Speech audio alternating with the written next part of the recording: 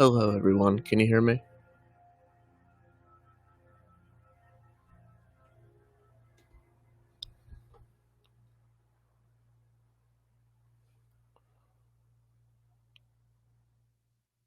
I'll wait to see if you can hear me before we start.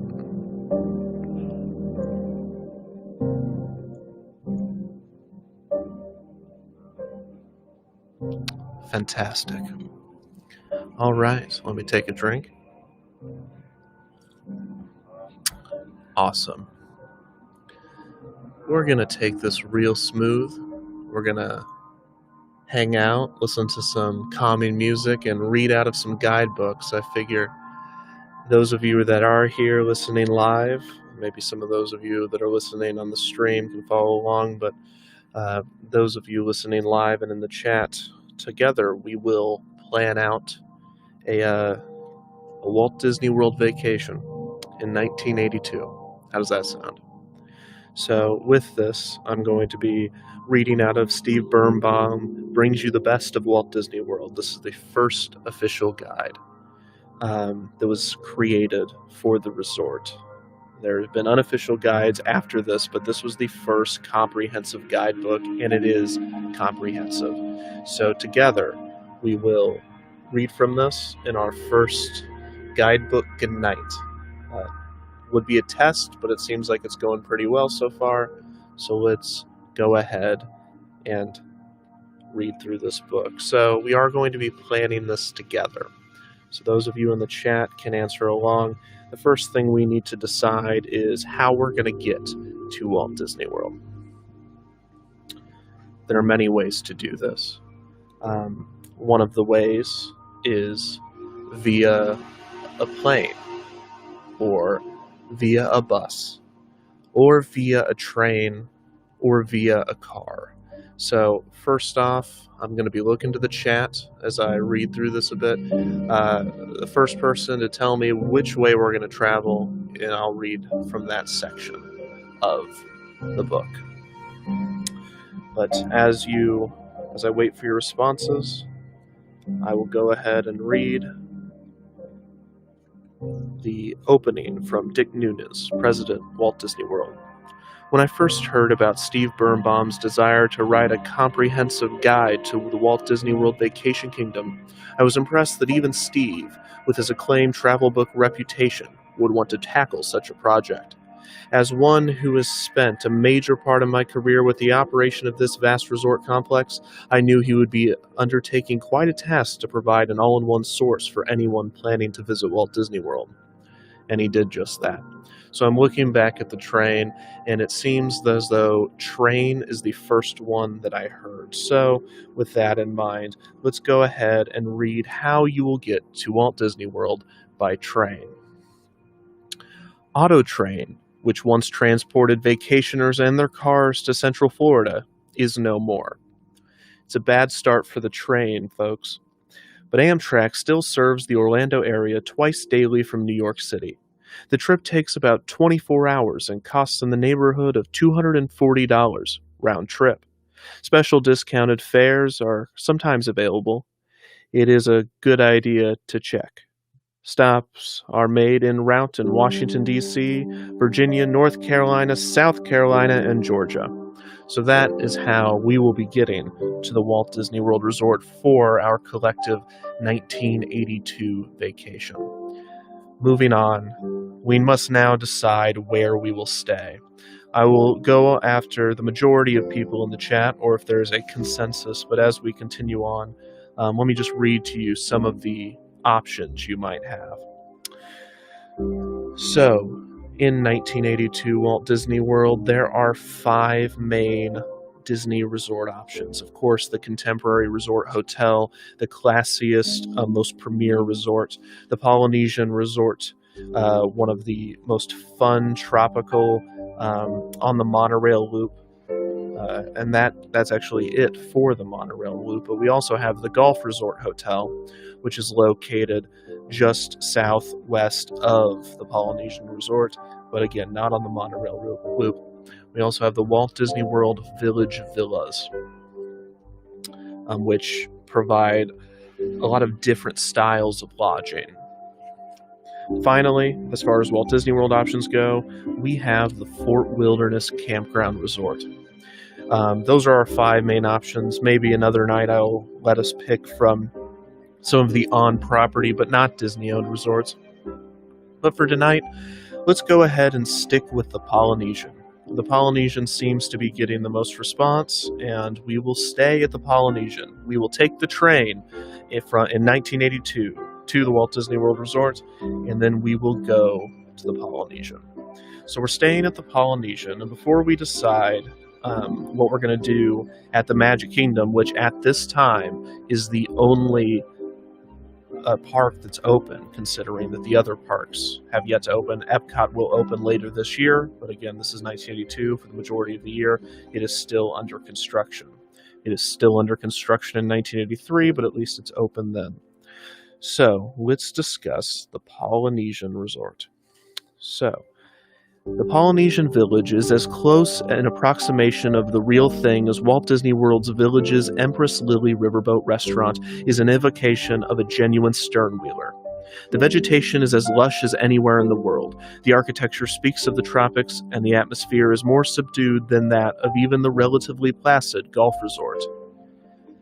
There will be another day tomorrow just like today is the hotel's motto. Here's that's a pleasant thought. The mood is set by a 3-story high garden that occupies most of the lobby. To call the construction at the center a fountain is to do it a grave injustice. It's more like a waterfall that a wanderer might suddenly come upon in a jungle. The water cascades over craggy volcanic rocks. Coconut palms tower over 250 square feet of some 75 different species of tropical and subtropical plants. 1,500 anthuriums, banana trees, ferns, gardenias, orchids, and other greens. The climatic conditions are nearly perfect, so that everything else looks verdant year-round. The structure that contains the mass of greenery, the so-called Great Ceremonial House, is the central building in the Polynesian Village complex. The front desk, the shops, and most of the restaurants are located here. Flanking the Great Ceremonial House on either side are 9 2-story longhouses, named for various Pacific islands. On the east side, there's the Tangaroa Terrace, the resident snack bar, and a building that also houses the game room. There's a lot more that they have here listed for the Polynesian Resort. Of course, I don't want to take up too much time going over our accommodations, seeing as how we've already decided on staying at the Polynesian. But if you are into jogging, I should say the Fort Wilderness Exercise Trail and the roads around the golf resort are just a short jog away. Ask the directions at the front desk. So if you want to go jogging, there are 2 trails that you have to jog to get to. Keep that in mind. Also, a children's playground located near the Great Ceremonial House. This assemblage of kids' stuff features a small, low, thatch-roofed treehouse affair with the usual assortment of apparatus for climbing and sliding. There is no more advanced apparatus than that at the Polynesian Resort Village. As I'm looking more, there are so many things to do.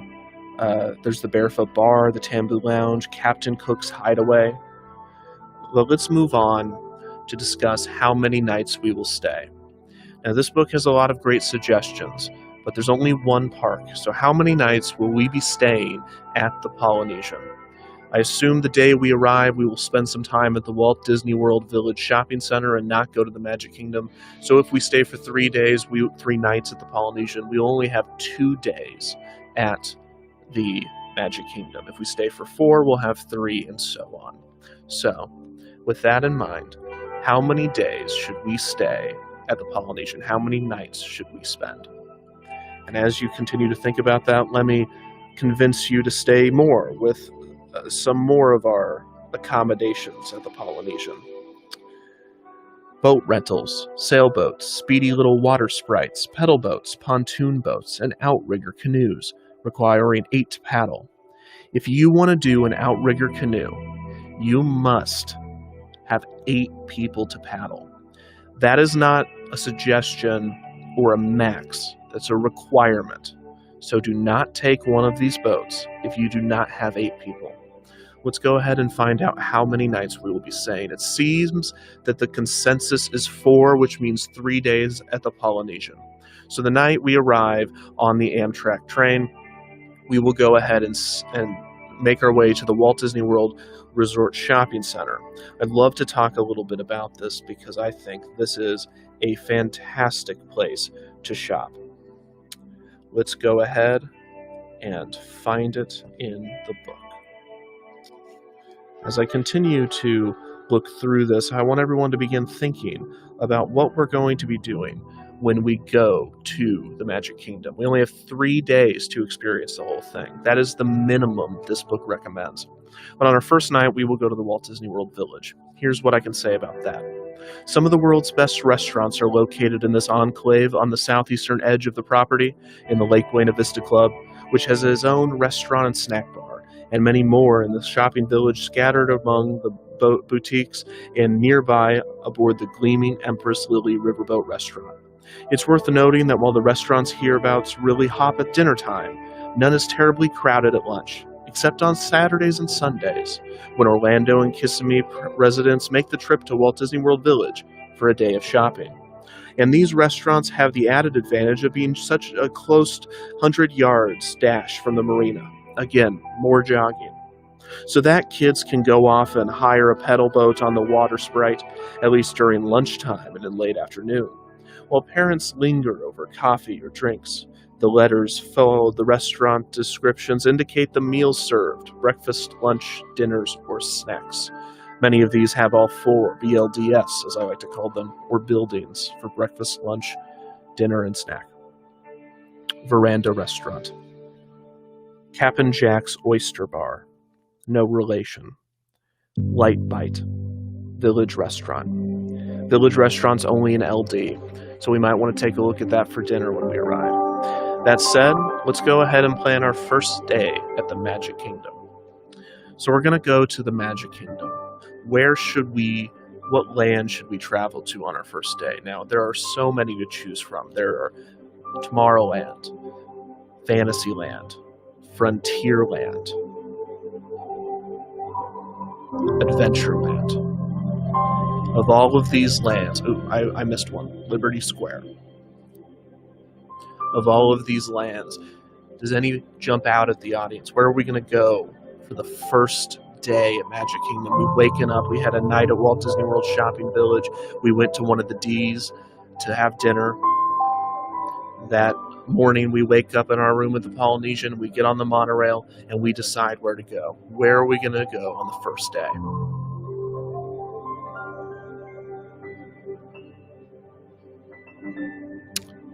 Frontierland, Fantasyland, Tomorrowland. It seems as though we have 2 Tomorrowlands. We're looking at a definitive answer, everyone. Let's go ahead and say Tomorrowland. Tomorrowland's been in the chat a few times. Let's go ahead and discuss it. With its vast expanse of concrete, Tomorrowland offers a picture of the future that is a little less than wonderful, since the architecture looks a bit too much like yesterday's version of tomorrow. This book, which is sponsored by Disney, does not hold back.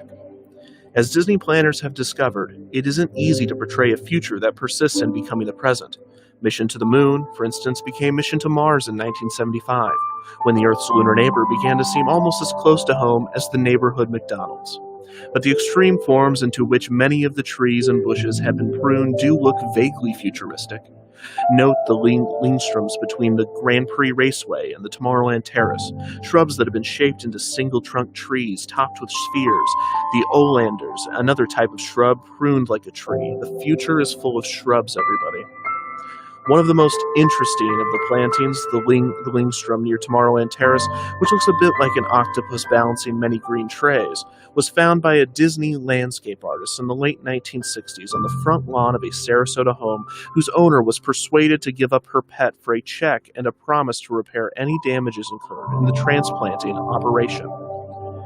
Eventually, that meant not only fixing the lawn, but also repaving the lady's driveway. That's a fun little story of someone stealing a tree from a woman's driveway. Also, Space Mountain, which anchors this land in its eastern edge, with the bulky contours of contemporary resort hotel rising just beyond, has a shape that seems almost timeless. Though this attraction is usually very crowded in the afternoon, most others, high-capacity adventures that they are, may require no waits then. So Tomorrowland is a good area to visit during a busy time on one of the Magic Kingdom's busier days. Let's discuss what attraction we will go on. I will read them off. You may decide. We can go on more than one, but I don't feel as though we need to read them all tonight, so let's just focus on one. We have Space Mountain. We have the home of future living. Skyway to Fantasyland. Starjets. Wedway People Mover. Mission to Mars. Carousel of Progress.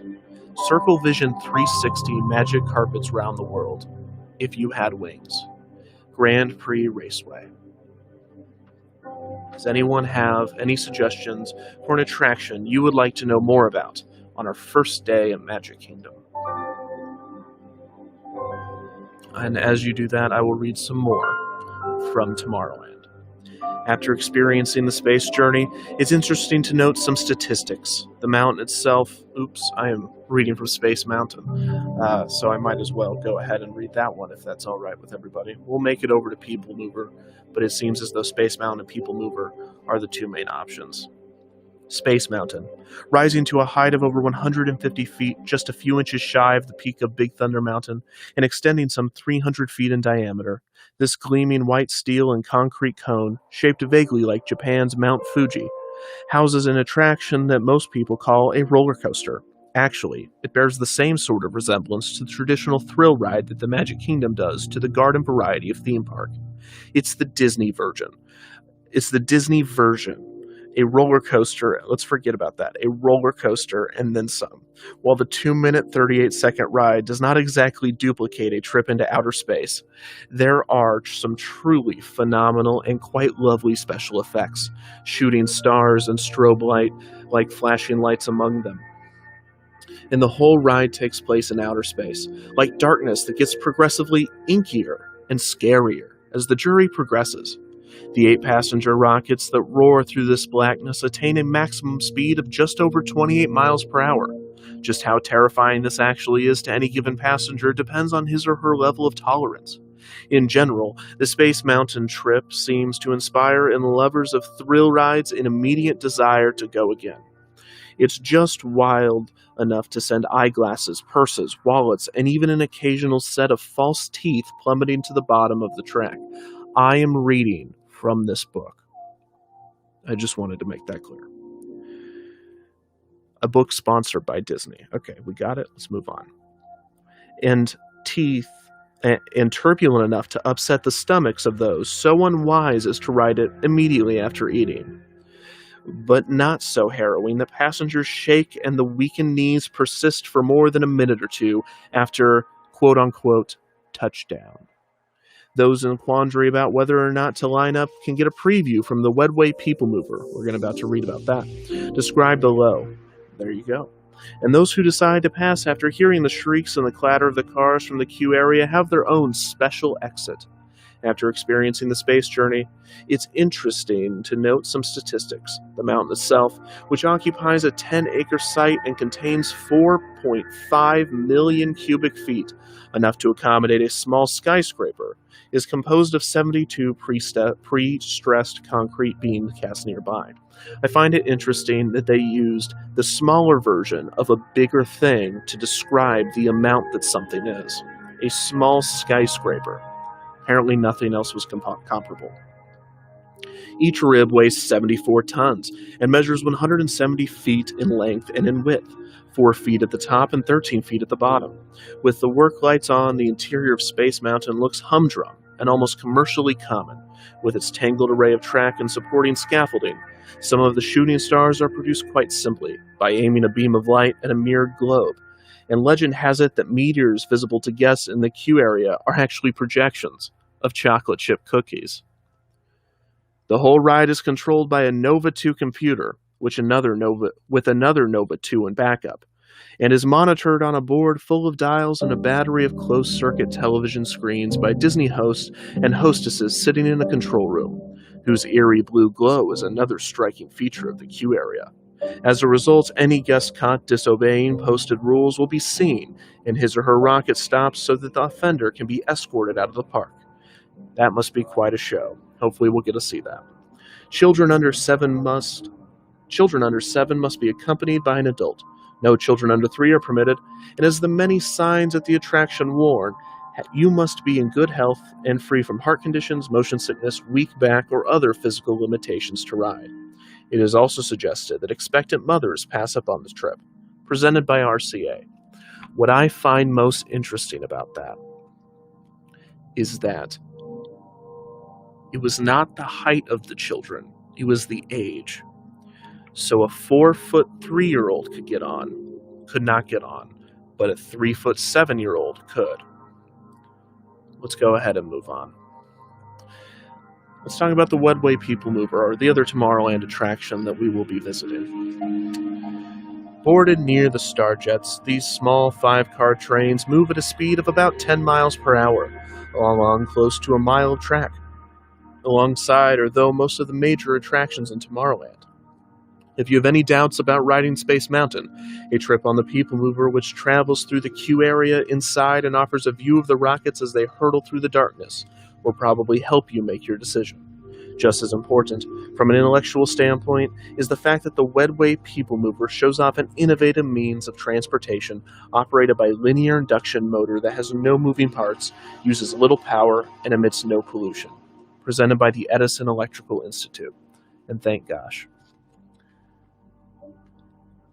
That is Tomorrowland. That'll be our first day. Does anybody on our way out of the park want to know anything about Main Street USA? If not, we can just go ahead and go to sleep at the Polynesian and wake up and decide what we're going to do on day 2 of our 3-day, 4-night vacation. And I will wait a moment as I flip through the book. Tomorrow we will need to visit 2 lands, and we will decide what those are here shortly. Does anybody want to know anything about Main Street USA? I can read about the Penny Arcade, the Main Street Cinema, the Walt Disney World Railroad, the Swan Boats, old-fashioned vehicles, Epcot preview, whatever it may be, or Cinderella Castle. I will silently flip through the book as I await the chat to catch up to my question. I have something about the theater. Casey's is a restaurant, and if I could find it as I flip through, I might be able to comment on it. That said, it seems as though Casey's is not currently serving. I would have to look back and see when it was named Casey's. I'm not sure what it is named at the moment, at this point in time, unfortunately, to everybody. Perhaps it is named Casey's and is not registered under the restaurant part of this. We'll go ahead and read about the Main Street Theater on the way out. The beauty of this prominent attraction on Main Street is that most vacationers bypass it in their rush to get to 20,000 Leagues Under the Sea in Fantasyland, or Pirates of the Caribbean in Adventureland, or other thrill-a-minute attractions. Yet on a steamy summer afternoon, when everyone else is standing in line for these blockbusters, this air-conditioned theater is a fine place to relax. 5 short silent films are shown here simultaneously.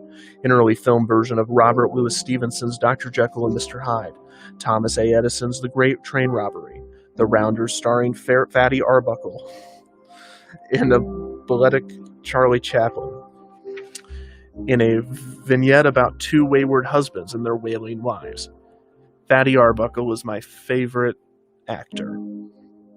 Crashing through a steamy melodrama about baby napping in Poker Flat, starring 1 Ford Sterling, not 2 Ford Sterlings, 1 Ford Sterling, and Steamboat Willie, the first sound cartoon in which a little mouse named Mickey, making his film debut, meets Minnie and then makes beautiful music on, among other instruments, a cow's udder, a feat which drew one of the film's biggest laughs at the time of its September 1928 release. As we continue on, we're going to go back to the Polynesian for a nice night.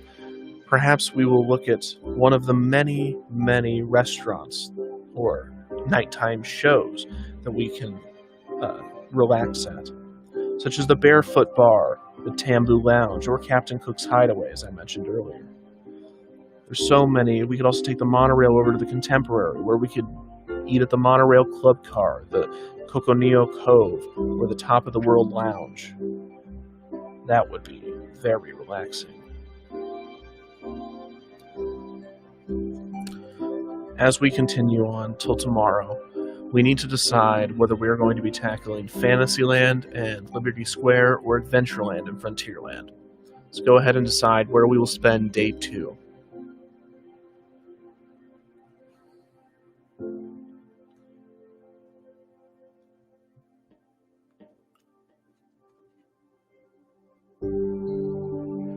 There are many things to do in all 4 of these lands. In fact, Tomorrowland is the most recently updated, but some of these had old classic attractions for the whole family. Let's decide where we will go. Should we do Fantasyland and Liberty Square, or should we do Adventureland and Frontierland? Looks like Adventureland and Frontierland are going to be the beginning of our second day. We'll get to Fantasyland and Liberty Square tomorrow. All right, let's go on to Adventureland. As I flip through these pages, finding the shops in the Magic Kingdom, Tomorrowland, I am making my way to Adventureland. Adventureland seems to have even more atmosphere than the other lands. That may be a result of its neat separation from the rest of the Magic Kingdom, by the bridge over Main Street on the one end and by a gallery-like structure where it merges with Frontierland on the other. Or possibly it's because of the abundance of landscaping. There are Canary Island date palms, the small Cape sable palms, as well as pygmy date species, and more. On the Adventureland Bridge alone, visitors will see Cape honeysuckle from South Africa, flame vines from Mexico, bougainvillea from Brazil, Chinese hibiscus, hanging sword ferns, spider plants, and Australian tree ferns. If you are into shrubs, this book was literally made for you and no one else. As for the architecture, even though it derives from such diverse areas such as the Caribbean, Polynesia, and Southeast Asia, there's a strong sense of being in a single place, a nowhere in particular, that is both exotic and distinctly foreign, smacking of island idyllis and tropical splendor. Shops offer imports from India, Thailand, Hong Kong, Africa, and the Caribbean islands. The Adventureland Veranda serves food cooked in the Magic Kingdom's most exotic style, never mind that it happens to be simple Chinese fare. Strolling away from Main Street, you hear the beating of drums, the squawk of a couple of parrots, the regular boom of cannon. Paces quicken, and the wonders you'll soon encounter do not disappear. It's now time to decide which attraction we will take a closer look at. Tropical Serenade, the Enchanted Tiki Birds, Pirates of the Caribbean, Jungle Cruise, or Swiss Family Island Treehouse. I'll wait as we discuss which attraction we will want to hear more about for our second day at the Magic Kingdom.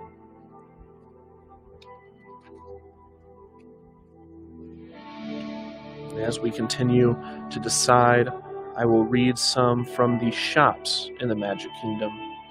In Adventureland, where we currently are, this includes the House of Treasure, the Golden Galleon, La Princesa de Cristal, Traders of Timbuktu, Tiki Tropic Shop, the Magic Carpet, Oriental Imports, Tropic Toppers, Colonel Hades Safari Club, Plaza del Sol Caribe, and Lafitte's Portrait Deck. Looks like we have a mix of Jungle Cruise and Pirates of the Caribbean, but it seems Jungle Cruise is definitely the winner. Let's go ahead and read all about the Jungle Cruise. Inspired in part by the 1955 documentary The African Lion, this 10-minute cruise adventure is one of the crowning achievements of Magic Kingdom landscape artists, again with the landscaping. For the way it takes guests through landscapes as diverse as a Southeast Asian jungle, the Nile Valley, the African veldt, and Amazon rainforest. Along the way, passengers encounter zebras and giraffes, impalas, lions, vultures, and headhunters. They see elephants bathing in Torah Cambodian temple and listen to the funny spiel delivered by the boatman. For most passengers, this is all just fun. Gardeners, however, are especially impressed by the variety of species coexisting in such a small area. Again, if you are into landscaping, this book is only for you.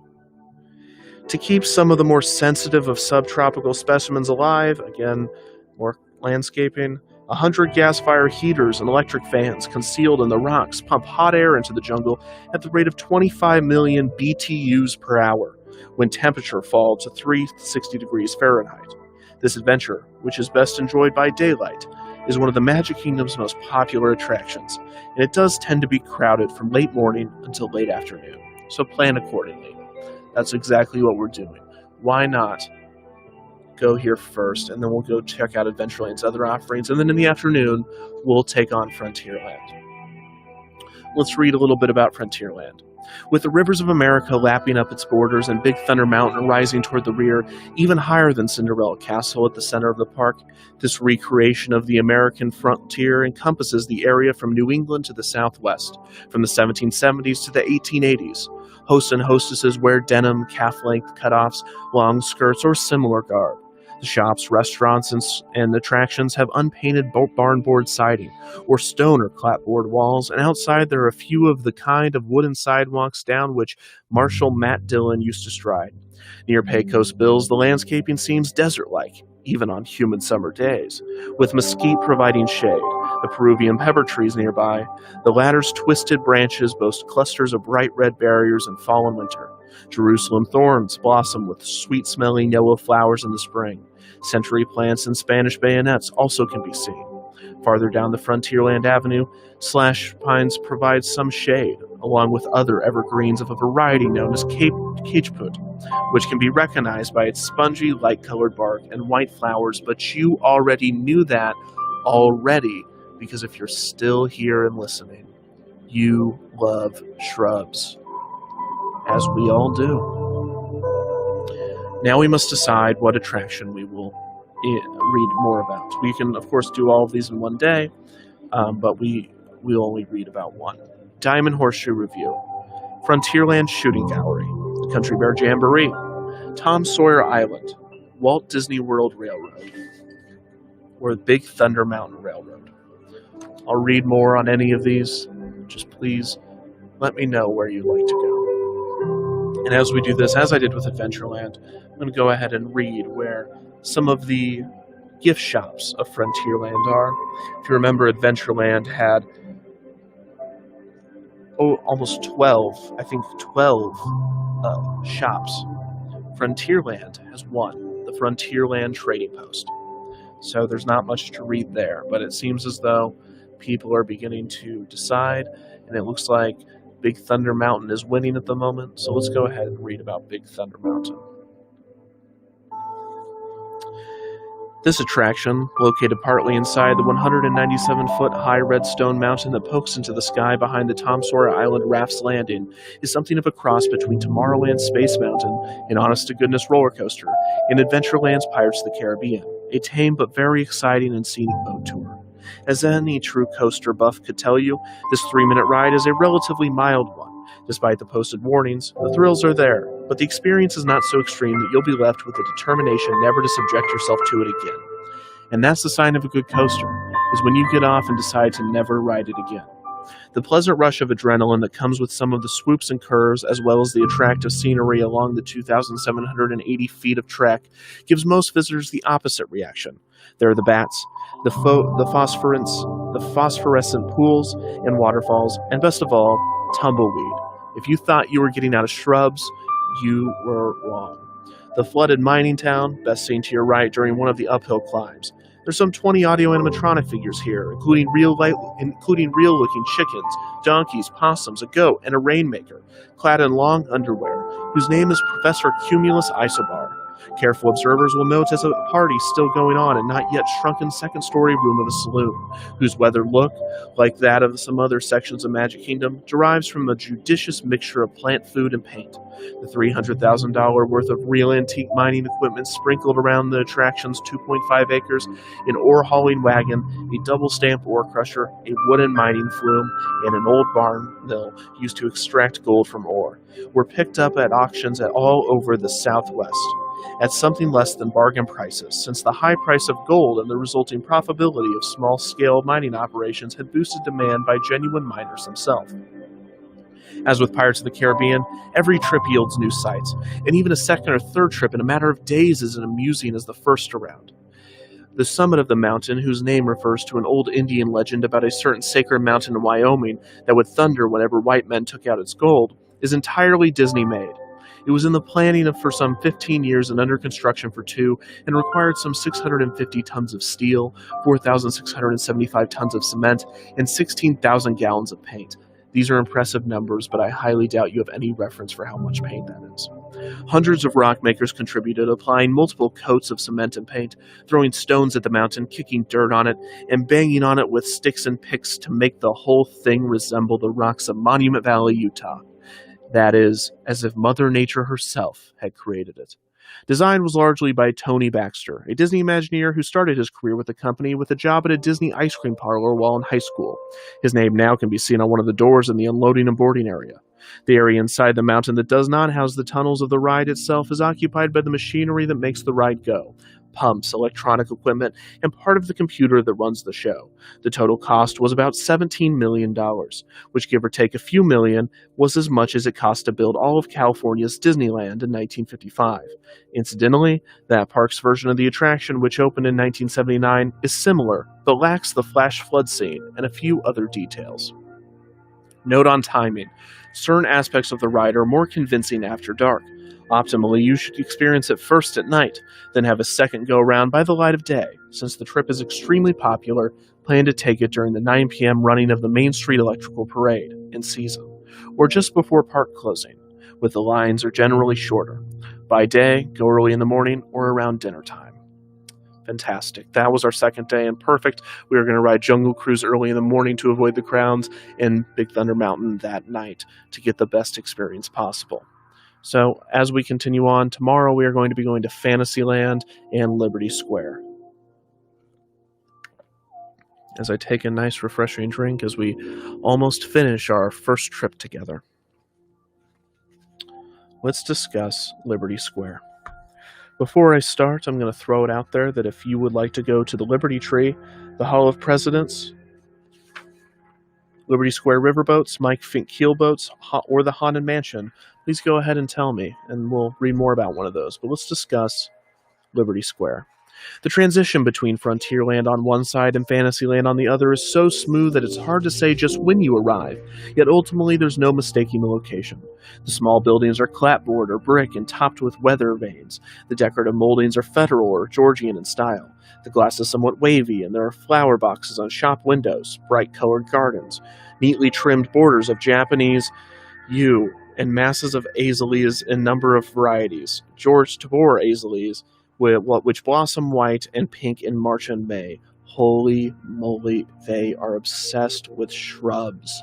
Red wing hybrid Karum azaleas will boast red blossoms in the winter. Southern charms, which from February to April turn rosy pink, and more. There are a number of good shops, most notably the Yankee Trader, the Yankee Trader, Lafayette's Perfumery, and Old World Antiques, plus two of the park's most popular attractions, Haunted Mansion, and of course the Hall of Presidents, and the Liberty Tree Tavern, one of the few Magic Kingdom restaurants to offer waitress service, and one of just two to take reservations, though only at dinner. Liberty Square also is home of one of the most delightful nooks in all the Magic Kingdom, the small secluded area just behind the silversmith shop near the Fife and Drum. There are tables with umbrellas, plenty of benches, and big trees to provide shade, and the sound of the crowd seems a million miles away. Let's go ahead and look, and it seems as though the Haunted Mansion has won, so let's discuss the popular attraction, the Haunted Mansion.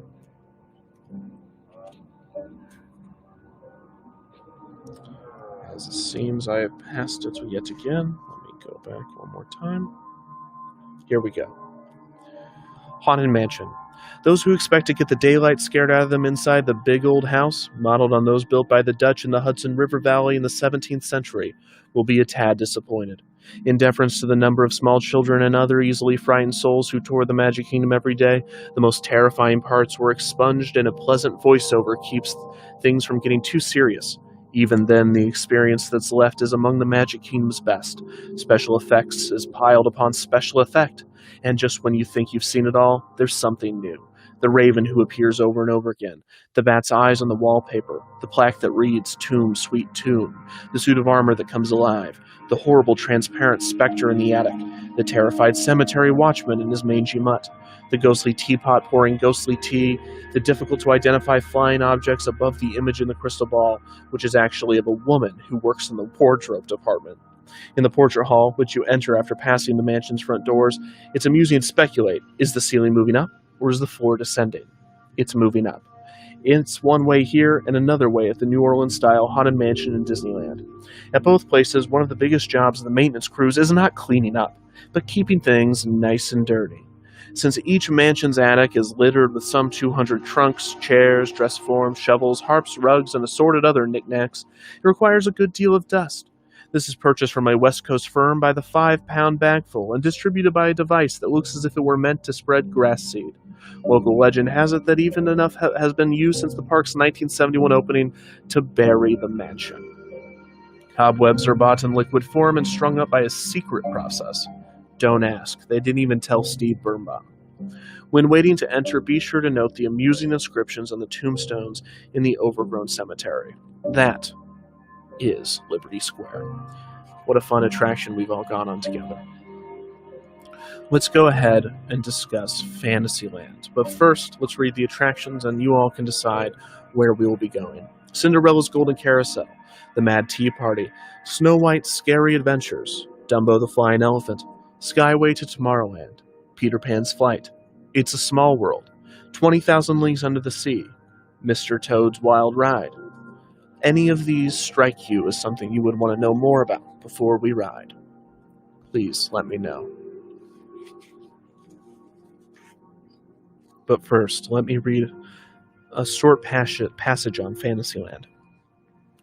Walt Disney called this a timeless land of enchantment, and his successors term it the happiest land of all, and it is, for some. Although it's not precisely a kiddie land, it is the home of a number of rides that are particularly well liked by younger children. The nursery song cadences of It's a Small World appeal to them, as do the bright colors of the trash baskets, the flowers, and the tent-like rooftops, and they delight in the fairy tale architecture and ambience, reminiscent of a king's castle courtyard during a particularly lively fair. Fantasyland is also one of the most heavily trafficked areas of the park. Let's look at where we're going to go. It seems that 20,000 Leagues Under the Sea has won the day. We'll ride all of these attractions, but I'll read to you a little bit about 20,000 Leagues. 20,000 Leagues Under the Sea. Jules Verne, on whose novel Disney based the 1954 release that provided the theme for the attraction, describes the Machiavellian Captain Nemo's ship as an undersea monster, with headlights that appeared as eyes in the dark water. The 61-foot-long, 58-ton, 38-passenger craft that ply the beautiful blue Fantasyland Lagoon are far too handsome to fit the description, but at least on the outside, they bear a remarkable resemblance to the craft piloted by the nefarious Nemo toward Vulcania. In the course of the trip, visitors tour an 11.5 million gallon pool filled with seagrass, kelp, giant fishes, clams, seahorses, coral icebergs, and rock formations fashioned of fiberglass, plastic, steel, stucco, and epoxy paint. The ship's course passes by the lost city of Atlantis and under a rather attractive polar ice cap. As in the film, passengers listen to Nemo playing the organ and endure an attack by a giant squid. The special effects aren't the Magic Kingdom's best, and the queues outside move rather slowly, so don't line up unless it's not too busy. Incidentally, the nautical flags above the entrance, which now spell out the word Leagues in the attraction's name, read SEUGAEL00002 when the park first opened. A Navy visitor pointed out the mistake. The queue area, which is done up with Disney-made rocks, is meant to resemble the volcanic boulders that would have been found on Nemo's Volcania. The area is also graced by a large Senegal date palm and southern magnolia, which is so heavy that the ceiling of the Magic Kingdom basement down below had to be specifically reinforced to support. Shrubs. The cliff into which the submarines disappear on the far side of the lagoon conceal the backstage area, which much of the scenery is set up. A better view of the layout is available from the skyway above. And that's our third and final day. Before we say goodnight, and I do thank you for joining me for Guidebook Goodnight, I would like to have one last dinner with everyone before we head back to the Polynesian to leave the following morning on our respective trains back home. Let's discuss where we might have dinner. Of course, as I mentioned earlier, there is the Liberty Tree Tavern. There are so many other places to eat. We could go to one of the famous shows that are playing. Let's look up the meals of the Walt Disney World Resort. Remember, 1982.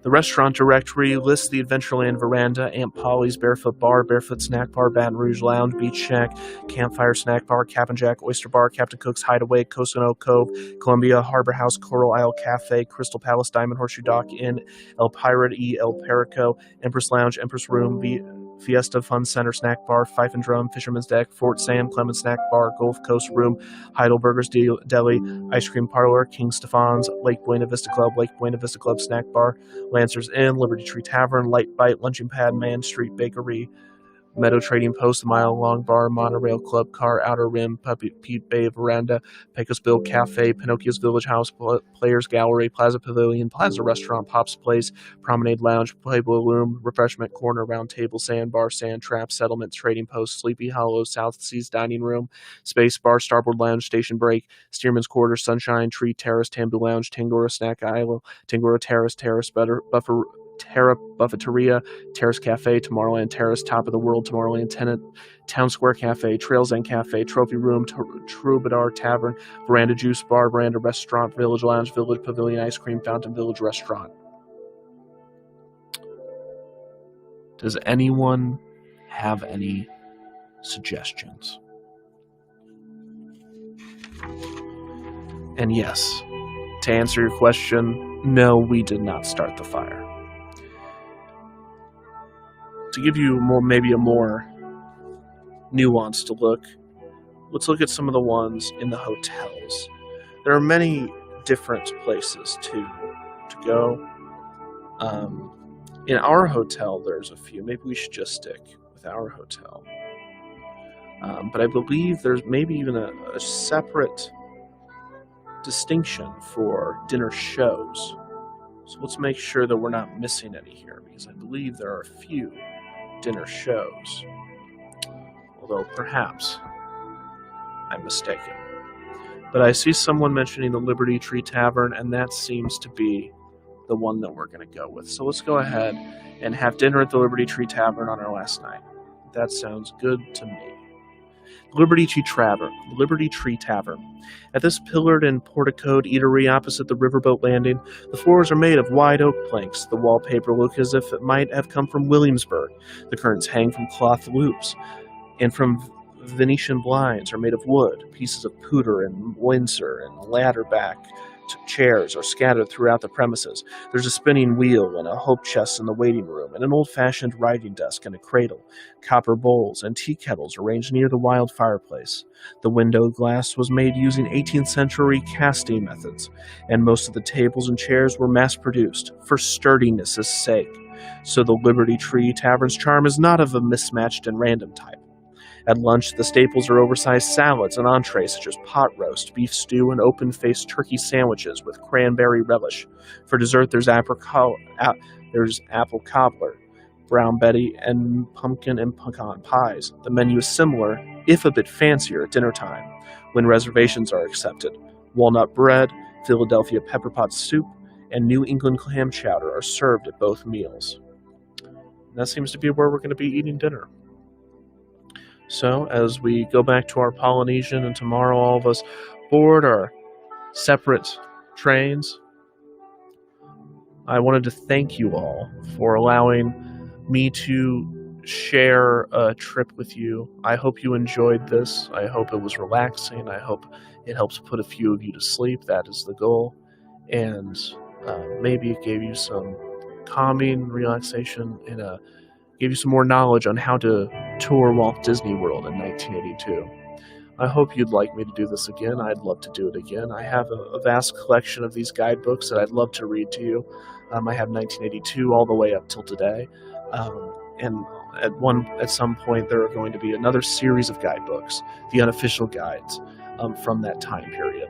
So to everyone listening, we have a lot more coming your way. If you're interested, thank you all for joining me. This was completely impromptu, but I thought it was a lot of fun. I hope you had a good time and, got some relaxation. So this is Themed Alternatives Guidebook Goodnight with me, Kevin Perjurer. Thank you and good night.